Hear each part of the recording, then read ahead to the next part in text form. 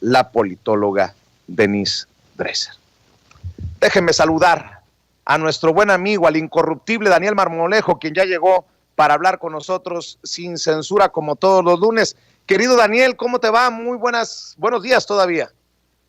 Hola Vicente, qué gusto saludarte a ti y a todos los trabajadores de la industria de la construcción, a los cooperativistas de la Cruz Azul que producen el cemento, a las fábricas donde se procesa la varilla, desde luego a los distribuidores de este importantísimo sector, a los maestros albañiles, a los peones, desde luego también a los arquitectos en general, a todo este grupo de trabajadores, empresas, de los cuales depende mucho la recuperación económica de México.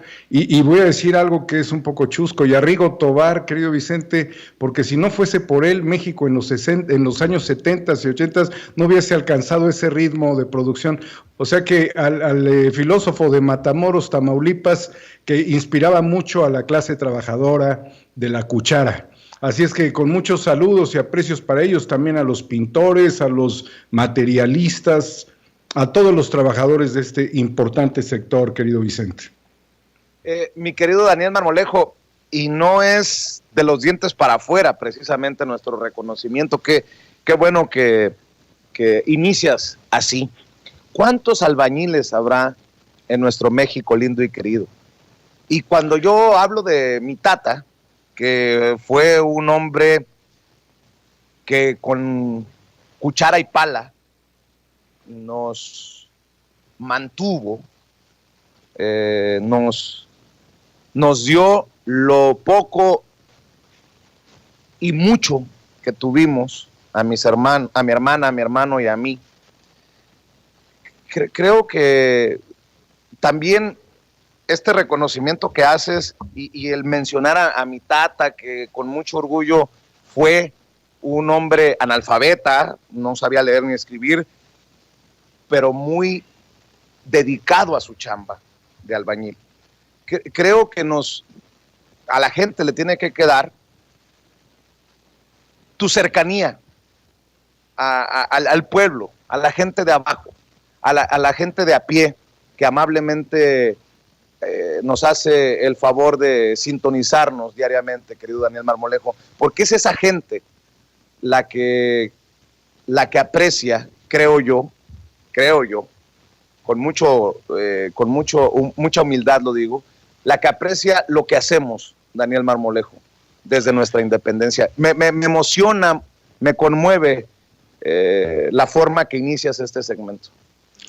Pues es que, querido Vicente, realmente reconocer a este importante sector de la construcción también implica valorar cómo México, a través de las manos de los indígenas y de los sometidos mestizos durante el proceso virreinal, lograron emanciparse en un proceso que sería una estrategia del mestizaje, haciendo con las manos morenas un barroco impresionante.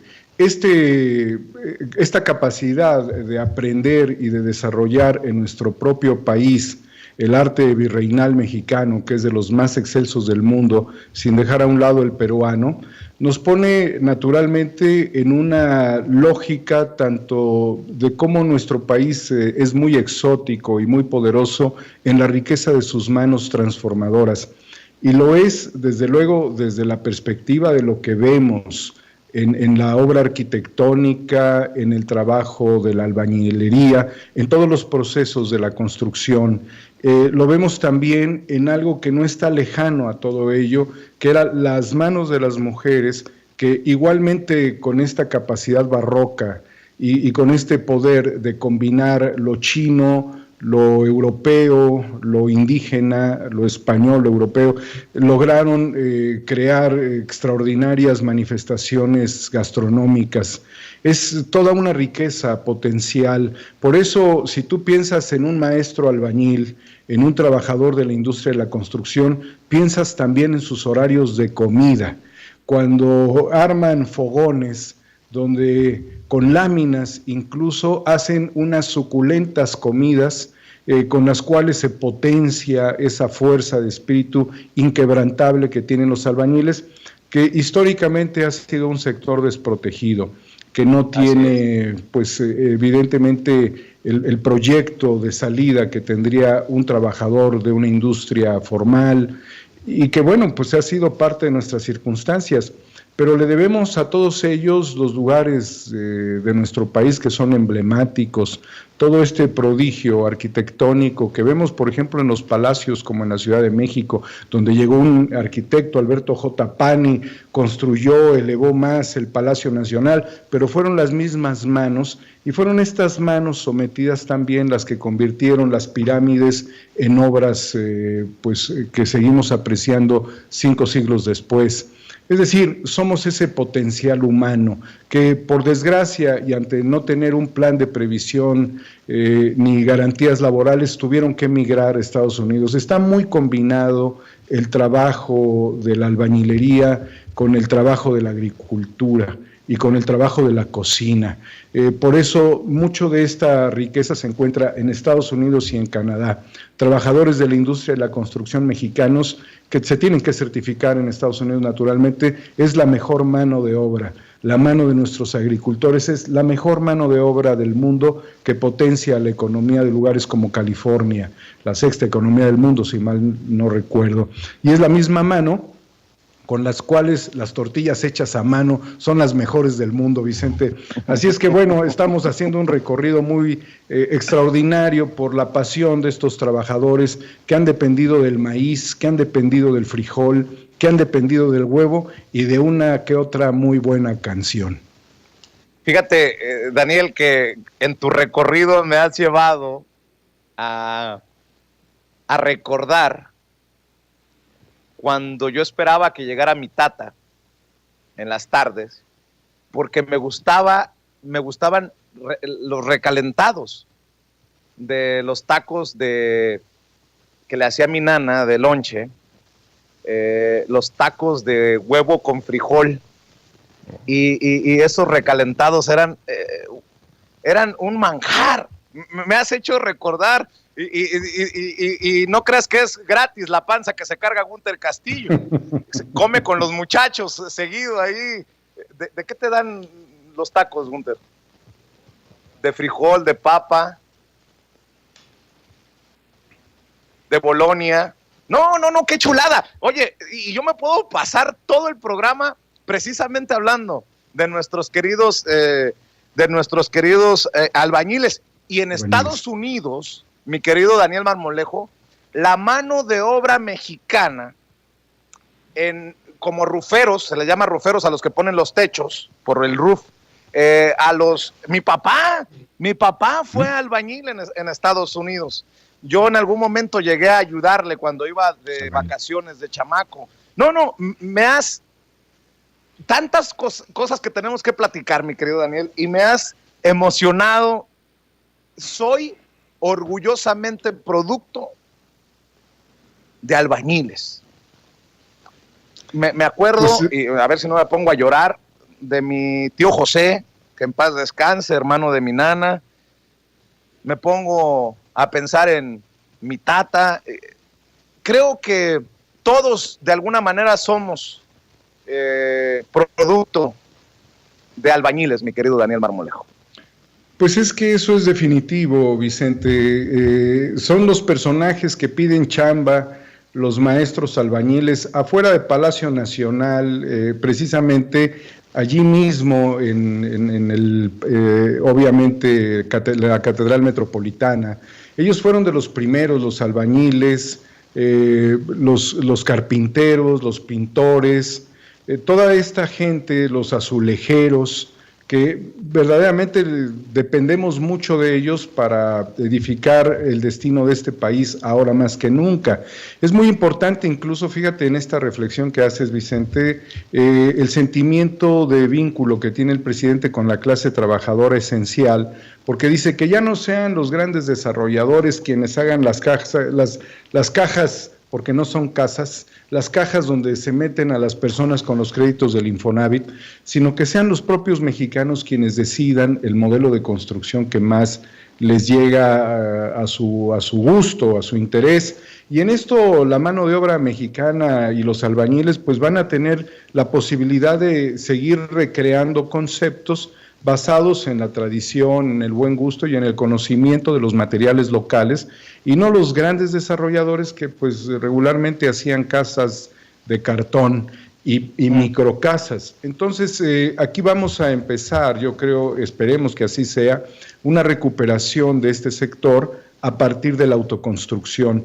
Yo creo mucho en que albañiles en Michoacán, Vicente, son de los mejores albañiles del mundo. En Guerrero hemos visto las manos de estos que también fueron albañiles y constructores de pirámides, que se hicieron manos orfebres. La mano de obra mexicana es la mano de obra más poderosa del mundo.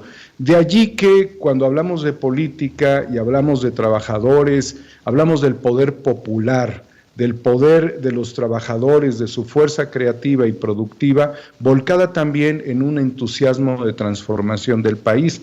Por eso abogamos por ellos, Vicente, no por los grandes consorcios monopólicos, abogamos por el trabajador que no tuvo la educación que aspiraba, no tuvo la alimentación en muchas ocasiones que necesitaba, no tuvo la recompensa. Algo hay muy triste dentro de la historia de los albañiles. Arriesgan su vida en rascacielos, hacen túneles impresionantes, y muchos de ellos, que incluso cuando hacen casas hermosas, no son invitados ni siquiera a la inauguración. Esto habla de la ingratitud y de lo que le debemos de respeto a ellos que hoy celebran el Día de la Santa Cruz. Para ellos nuestro gran reconocimiento, y ojalá los sectores industriales, el sector industrial de la construcción, tenga mucho reconocimiento por ellos, y que se vuelva algo más trascendente, más histórico.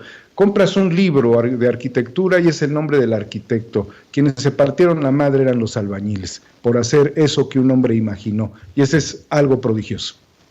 Así es, mi querido Daniel. Oye, la gente, ¿qué pensará cuando nos oye reflexionar sobre estos temas que pareciera que son muy,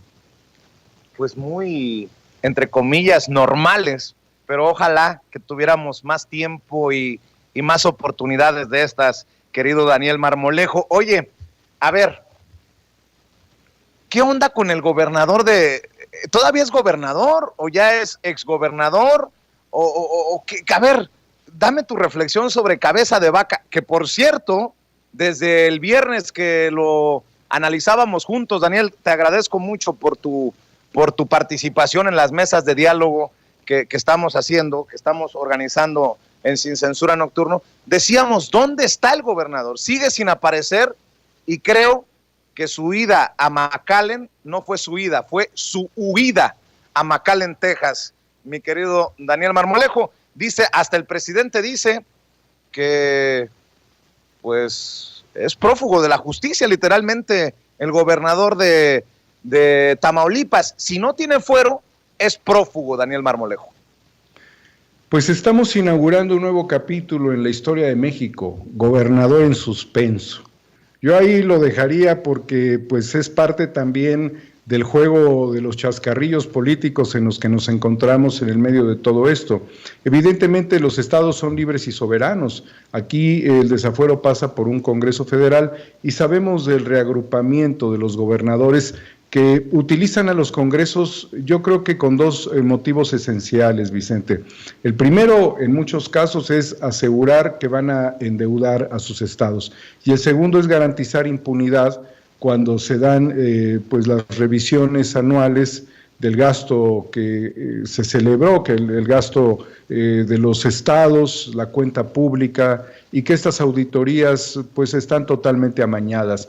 Por eso los gobernadores, no solamente pensando en su desafuero, sino pensando en la impunidad con la que operan, tienen como estrategia controlar comisiones legislativas locales. La comisión, evidentemente, dedicada a la Hacienda y la Cuenta Pública, la Comisión de Vigilancia. Son comisiones de gran importancia para ellos porque ahí es donde tienen, pues obviamente, la reserva de impunidad. Me resulta muy interesante ver las abstenciones en el caso del Congreso estatal en Tamaulipas. Hemos dicho muy claramente, pobre Tamaulipas. Yo sé que hay gente que defiende al gobernador por temas de intereses. Naturalmente estamos en tiempos políticos y no hay que negar que también los asuntos políticos se pueden arreglar bajo este esquema. No hay que dejar de pensar en ello. Así como vemos que pueden salir narcotraficantes muy famosos de prisión en tiempos electorales, también se pueden dar golpes desde el punto de vista legal o al menos constitucional, bajo el esquema constitucional, a gobernadores corruptos. Todo esto puede suceder, pero mira, sin ser un experto en nada de estos temas de leyes y menos de los asuntos, quedará en manos de la Suprema Corte de Justicia la definición de lo que a mi juicio en este momento es un gobernador en suspenso.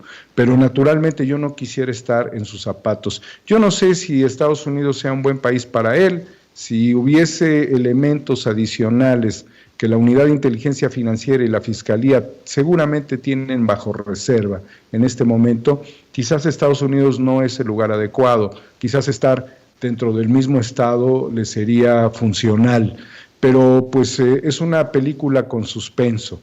Vamos a ver qué resuelve la Suprema Corte de Justicia en los próximos días, Vicente. Sin embargo, lo que sí debemos dejar claro es que se alinearon varios gobernadores y varios partidos políticos en esta defensa. Y eso es un claro síntoma de la descomposición política que hay en México, sobre todo por parte de la derecha, de estos grupos neoliberales que tienen su símil en otra parte del mundo, Vicente, que tienen su símil en Colombia, por ejemplo, porque no solamente por los vínculos históricos que hay entre México y Colombia en materia de narcotráfico, sino porque el gobierno de Colombia pues es un gobierno represor. Nos recuerda mucho esta cuestión de lo sucedido en Chile, cuando se levantaron los estudiantes, nos recuerda mucho el uso del ejército, de la fuerza pública, promovida por el expresidente Uribe, promovida por el presidente Duque, para reprimir a su gente, como parte de las características esenciales del PAN con Felipe Calderón. Utilizar al ejército como represor. Recordemos que cuando Felipe Calderón rinde protesta como presidente espurio de este país, el ejército estuvo totalmente movilizado, tratando de darle garantías, y después un colapso. Entonces, ver de manera muy específica un caso como Tamaulipas nos mueve a otros lugares, y fíjate que no es ni siquiera lejano, porque hablar de Sinaloa, Tamaulipas, lugares donde el narcotráfico ha permeado, donde no solamente el narcotráfico, sino también el secuestro, la extorsión están a la orden del día, los feminicidios también, en otros lugares como en Sonora también es muy claro este hecho, tu estado, Vicente. Entonces hay muchos polvorines, no está totalmente transformado este país, y los reductos que tratan de mantener bajo resguardo la circunstancia legal del gobernador de Tamaulipas es clara muestra de que en México la justicia es lenta, tiene muchas controversias y políticamente se juega mucho en este caso. Pero pues yo esperaría la respuesta, Vicente, de la Suprema Corte de Justicia, y creo que hay muchas cosas que la FGR tiene bajo la manga. Esperemos que se resuelva muy pronto. Oye, Daniel, y otro de los temas, maestro, que quería compartirte, porque tú eres el productor y director de Guerra Híbrida, de esta serie de documental que espero que nos muestres un cuarto capítulo muy pronto. Y se me venía a la mente Daniel Marmolejo, se me venía a la mente la Guerra Híbrida cuando leía al maestro Miguel Vadillo en su columna de la revista Contralínea. El gobierno de Estados Unidos ha sido el principal financiador de Mexicanos contra la Corrupción y la Impunidad de Claudio X González. Y eso no es poca cosa, Daniel. Le ha financiado con más de 25 millones de pesos a Mexicanos contra la Corrupción y la Impunidad, que, pues, pensemos, ¿qué le ha financiado? ¿Trabajo de investigación periodística o golpeteo contra el presidente Andrés Manuel López Obrador? La guerra híbrida en todo su esplendor, salvo que tú me digas otra cosa, Daniel. Efectivamente, todas las operaciones que se han realizado, como esto que mencionas, también como las operaciones de Gloria Álvarez en México, algunos otros personajes que también pudieran estar desarrollando estrategias de inteligencia y contrainteligencia, y medios que terminan siendo medios a modo de grupos empresariales golpistas, como el de Claudio X González, tristemente Mexicanos contra la Corrupción y la Impunidad. Digo tristemente porque yo creo que no debiera ser así, pero así están alineados, Vicente. Significa que la estrategia de guerra híbrida está direccionada principalmente de Estados Unidos. Por eso Latinus está en Estados Unidos. Estos personajes que realmente ya no tenían foro en México, estaban muy acabados mediáticamente, no tienen, obvio, la dignidad tampoco, ¿no? Evidentemente, pero ya no tenían cuerda en este país ni dentro de sus propios medios, empezaron a hacer una especie de holding golpista desde Estados Unidos, integrando varias estrategias. Entonces, el financiamiento resulta muy importante en estas circunstancias. Creo yo, Vicente, que Claudio X González tiene muchas cuentas que aclararle a este país, igualmente a la Unidad de Inteligencia Financiera. Estos financiamientos no son normales. Tú puedes recibir un financiamiento de cualquier parte del mundo a cualquier causa humanitaria, entre ellas al periodismo, pero cuando es este periodismo que estaría alineado a intereses corporativos, que son los que están moviendo a grupos como Frena, que son los que están trabajando de la mano del discurso secesionista con gobernadores, que son los que están armando estrategias y alianzas de partidos defraudadores históricamente para este país, pone en evidencia esto, y también lo que mencionaba Executive Intelligence Review sobre no solamente mexicanos, en el caso lo mencionas tú, a través de estas reflexiones y testimonios, pero el EIR lo señalaba hacia artículo 19. Entonces tendrías artículo 19, tendrías Mexicanos contra la Corrupción y la Impunidad, tendrías varios fenómenos que están sucediendo. La estrategia de guerra híbrida, para que pueda funcionar, implica primeramente por generar una confusión. Se requiere ir generando confusión y dentro de esta confusión lograr insertar alguna idea muy específica, que sea una idea contraria al deseo de transformación particularmente que tiene México.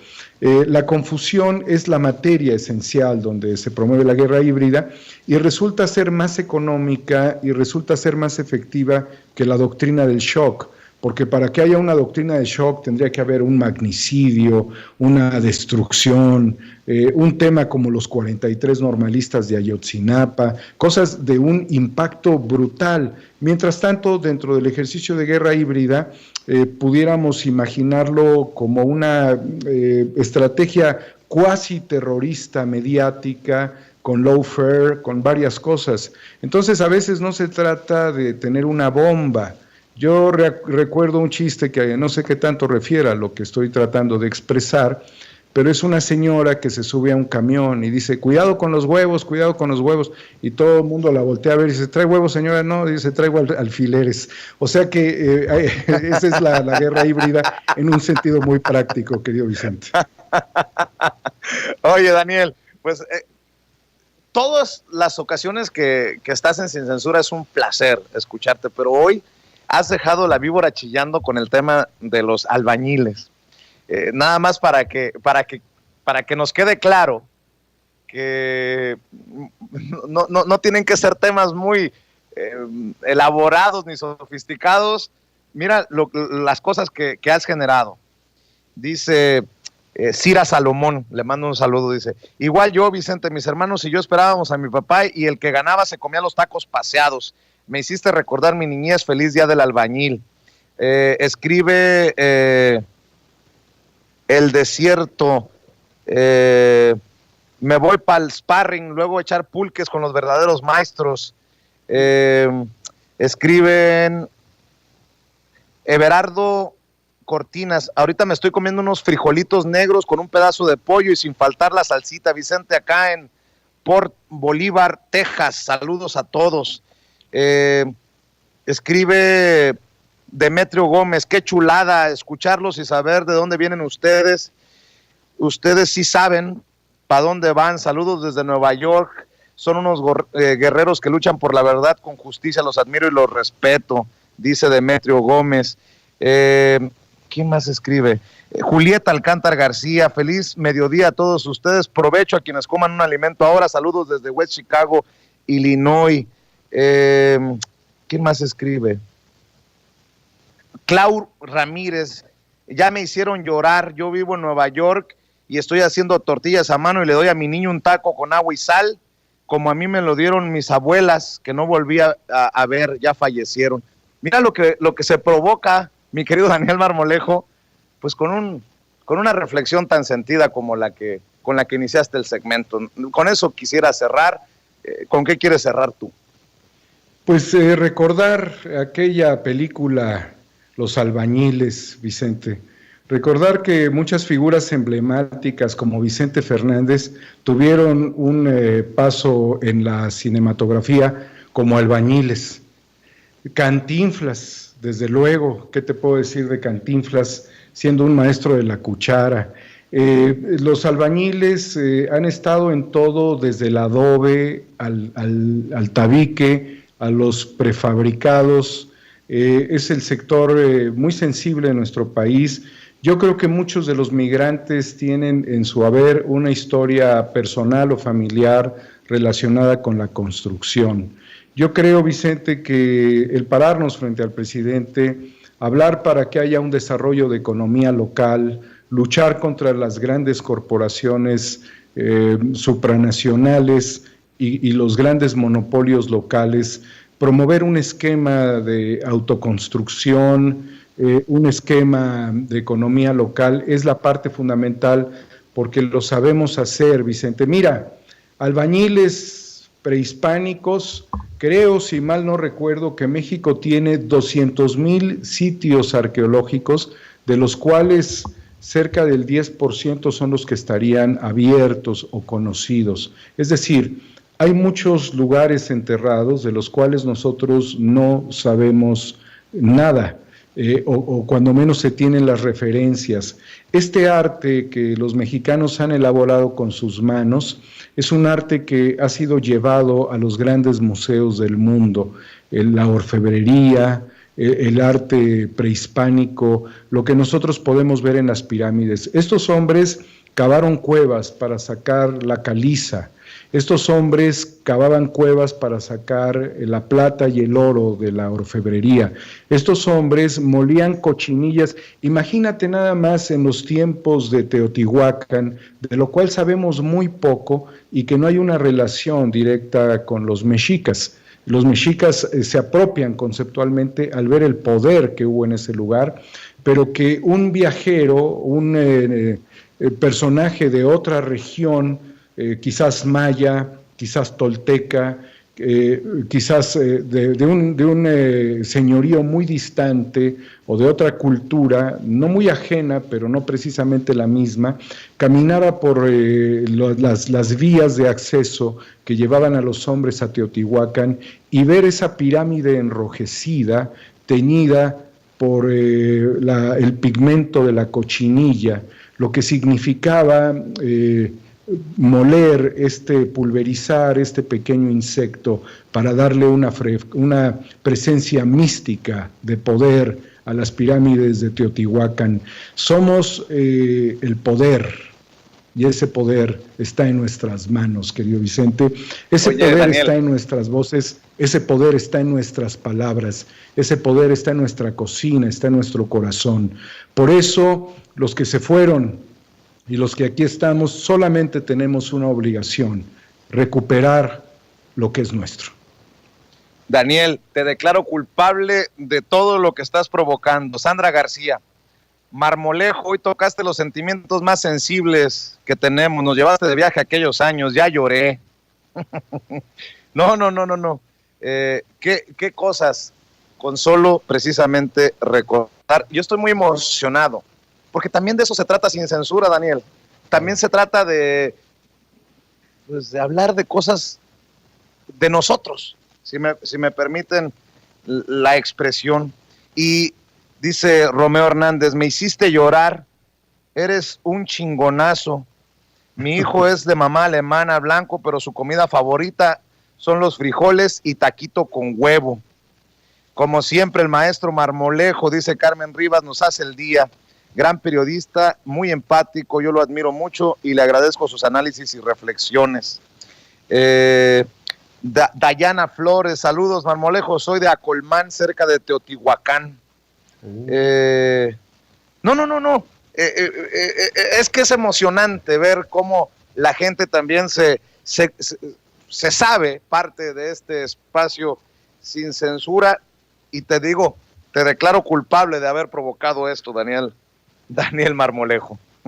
Pues Vicente, nos toca seguir reconstruyendo este país con las mismas manos que heredamos de esta sangre, que va a entrar en un proceso histórico de fiestas, de reconocimiento a los procesos que nos dieron origen como mexicanos, y en una etapa que tiene todavía confusiones para algunos, pero que nosotros tenemos indudablemente el carácter y deseo de que sea un tiempo de transformación. Más albañiles trabajando, Vicente, más corazones cantando en el medio de las obras, más tacos. Bueno, por cierto, te voy a presumir, acabo de comer en un plato de barro unos frijoles con huevo. Yo no sabía que íbamos a hablar de esto, así es que soy parte de la envidia. Unos ricos frijoles de la olla con huevo y unas tortillas hechas a mano. Me eché hace un rato, así es que me siento muy contento de compartir este día. A toda la industria de la construcción, este sector fundamental, Vicente, yo le deseo lo mejor. Abracemos a nuestros albañiles. Yo estoy en una pequeñísima obra de restauración de varias cosas. Tengo a un albañil que lo consiento mucho. Es un tanto ingrato, porque también hay que decirlo, Vicente. Hay albañiles que son bien ingratos, los cabrones. Lo quiero mucho, porque yo le dije, tú eres albañil, pero tú eres artista, porque él sabe mucho de carpintería, sabe de plomería, sabe de electricidad, sabe de tabla roca, sabe abrir hoyos y taparlos, sabe encontrar fugas, sabe pintar. O sea, este cuate está súper completo, pero cómo me falla a veces. Pero independientemente de que me falle, siempre lo disculpo, porque sé que a veces viven al día. En lo que a mí cabe en mi relación con él, que sería la relación más común de cualquier persona con un trabajador, es de absoluto respeto y cariño. Yo a mi albañil le llevo de comer, yo le llevo de comer lo mismo que yo como. Yo a mi albañil lo trato con mucha decencia, con mucho cariño. Yo a mi albañil lo ayudo cuando no puede, Vicente, porque la carga es difícil, y cuando no viene ya lo sospechaba. Así es que bueno, pues ni hablar, Vicente. Es parte de la naturaleza también de este trabajo, de la informalidad que es el maestro albañil. Te envidio con esos frijolitos con huevo, híjole. Buenísimo, miren en lo que terminó el programa por culpa de Marmolejo. Pero bueno, precisamente, oye, Dani, fíjate que están preguntando mucho que si ya llegaste a los seguidores, a los 100,000 seguidores, que si vas a poder seguir participando en las mañaneras. La gente se preocupa también por uno, y en esta ocasión, te digo, están al pendiente de ti, de tu situación. ¿Qué les dices? Agradezco mucho. No, Vicente, yo estoy muy lejos del gran Lord Molécula. Yo estoy como a 10,000 años luz del Lord Molécula, que lo alcanzó hace como un mes. Todavía necesitaríamos cerca de 10,000. Envidio de muy buena manera a los periodistas que brincaron a 150,000 suscriptores en un mes, y que sus materiales han sido vistos 15 millones de veces. No alcanzamos esa cifra aún, todavía estamos haciendo albañilería, mi querido Vicente. Nos hace falta mucho apoyo para llegar. ¿Y vas a regresar a las mañaneras o cuál es la situación, Daniel? Sin polemizar, bueno, sin ganas de polemizar, porque sí, ya hubo una polémica innecesaria. Yo comentaba una cosa y aproveché para mencionar que yo agradecía y me iba. Ahí se prestó una confusión. Saco obviamente el pañuelo blanco de la paz. No, yo sí espero regresar, Vicente. Ahí, mira, se abrió el debate con el licenciado, con Carlos Salazar, el presidente del Consejo Coordinador Empresarial. Es un debate por el pueblo de México, yo no lo puedo perder.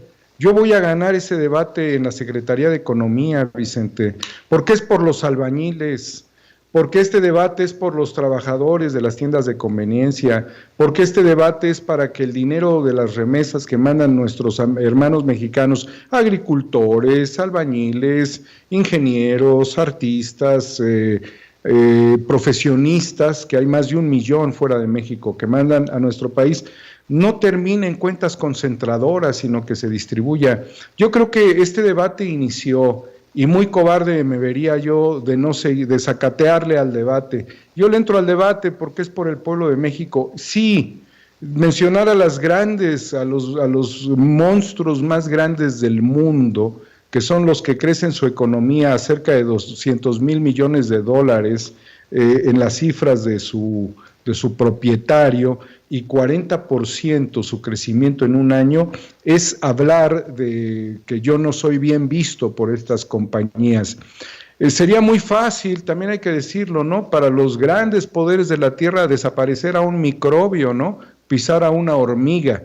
De allí la importancia que el debate que hicimos y que va por el nombre de nuestro país no quede solamente en una participación ni en una sola persona, en mí. Este debate lo debemos de agarrar todos, Vicente. Este debate debe de estar ahora que viene la consulta con los pueblos oaxaqueños sobre esta ruta transoceánica del tren o el tren transísmico, como se le llame. Esta ruta va para la defensa del territorio, esta ruta va en concordancia con el periodista Maya, que hoy le habló al presidente hablándole sobre la importancia del desarrollo económico regional. Esta ruta va, esta lucha va, por los mexicanos que están en Estados Unidos y que no quieren, fíjate nada más la analogía, antes mandamos petróleo para comprar gasolina. El ejemplo permanente del presidente, mandamos naranjas y compramos jugo de naranja. Ahora nosotros tenemos las naranjas y vamos a dejar que las grandes corporaciones expriman las naranjas con lo que nosotros como nación vamos a invertir en estas grandes obras para que ellos se queden con los beneficios. De eso se trató la historia de la 4T, de que sean los grandes consorcios monopólicos planetarios quienes vengan a exprimirnos las naranjas, a tratarnos como empleados que vamos a orinar en botes, porque estas empresas, y hay una investigación muy seria en Inglaterra, no quieren perder el ritmo laboral y la gente tiene que orinar en recipientes de plástico, para que vengan a exprimir las naranjas en nuestro país. Convoco a la industria mediana, a la industria, por cierto, que contrata a muchos trabajadores de la construcción, convoco a los empresarios medios de nuestro país a hacer un frente histórico trascendente para que, de acuerdo, es lógico, no puede uno comerse el pastel como lo hacen los oligarcas, para que se reparte el pastel entre varios, pero que sean mexicanos, con una consigna fundamental, que los recursos sean reciclados en nuestro país, se muevan en nuestro país, circulen en nuestro país, que haya flujos de efectivo constantes y sonantes en todos los territorios de nuestro país. Vicente, estamos hablando de la clase más necesitada. Vean ustedes el documental AMLO, El Camino y la Llegada. Llego a Cárdenas, Tabasco, y un señor lloraba porque su mujer había muerto, porque no tuvo 40 pesos para comprar un medicamento en las chozas alrededor, en la costa, frente a las plataformas de Pemex en Cárdenas, Tabasco. Es un abuso que pasen millones de dólares debajo de ellos y que no puedan tener una economía que les permita comprar medicamentos. Más tarde, en la madrugada de ese mismo día, los niños robaban mangos de una finca cercana y los mecheros de Pemex encendidos a todo lo que da. ¿Quiénes se han quedado con esta riqueza? Quienes han concesionado a Pemex a la privatización, la han confinado a una privatización y a una desindustrialización. Quienes han comprado, han vendido empresas, han comprado empresas chatarras de especuladores financieros, como lo que hemos visto, el tema de Etileno 21, financiando empresas a capitales, ¿no? Privados. Entonces, ¿y la gente qué? Y los niños mugrosos con lombricitas, y los señores sin poder comprar, y los jóvenes robándose los mangos. Ni madres, Vicente, iniciamos el debate y lo continúo, y no me voy a rajar, pongo mi vida de por medio en esta lucha.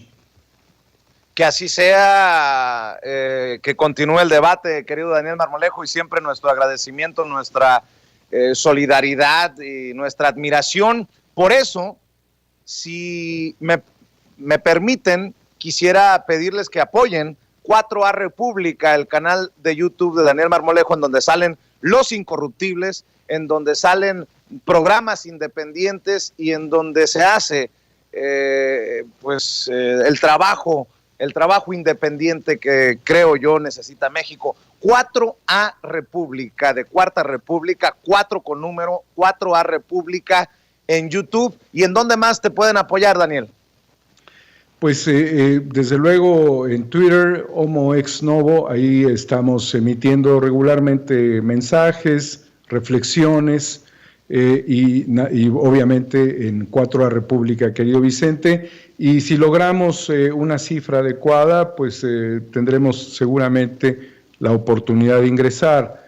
Yo creo que al abrir el debate, el presidente está interesado en que este debate continúe.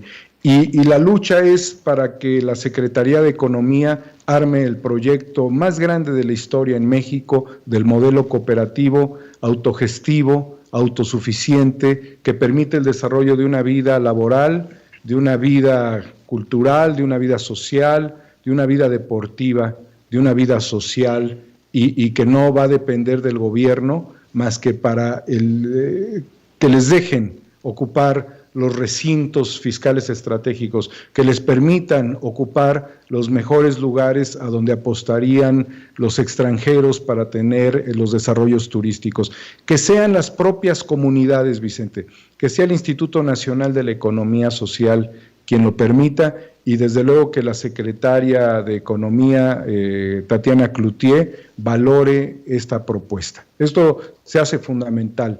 La 4T no va a transformarse si no metemos a Calderón al bote, si no logramos que se desarrolle el modelo de economía social autogestiva, si no apoyamos la educación, la ciencia y la tecnología, y si no armamos una vanguardia cultural. Si nada de esto funciona como debe ser, nos vamos a quedar totalmente derrotados en este pasaje de la historia. No debemos permitirlo. Así es. Daniel Marmolejo, te mando un abrazo. Gracias, Dani, por tan emocionante plática el día de hoy. Con todo mi cariño, querido Vicente, a todo el gran público de Sin Censura, y un abrazo a las hermanas y hermanos colombianos en la resistencia que tienen contra los neoliberales. Así es, un abrazo, Daniel Marmolejo, el incorruptible Daniel Marmolejo, hablando sin censura. Le quiero agradecer